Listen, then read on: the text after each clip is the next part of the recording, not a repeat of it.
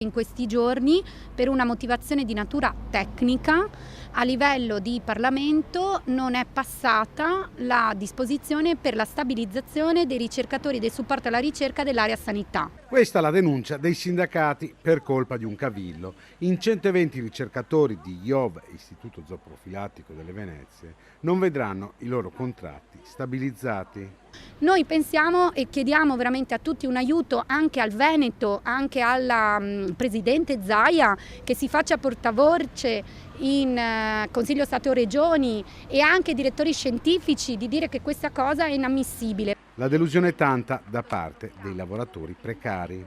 Questa volta sembrava fatta perché alla Camera i deputati avevano votato alla maggioranza l'approvazione di questo emendamento che permetteva la stabilizzazione di tutti i lavoratori della ricerca. Sinceramente è stato stralciato questo emendamento per una pura questione tecnica e ha lasciato nell'amarezza moltissimi lavoratori che effettivamente l'unica cosa da dire era ci speravano moltissimo. La ricerca pubblica in Italia rischia di perdere centinaia di addetti. Ci sono persone che hanno anni e anni di precariato alle spalle. Io a questo punto quasi quasi potrei dire che sono tra quelli che ne ha meno alle spalle, perché comunque ci sono appunto dei colleghi che arrivano a 25-30 anni di precariato.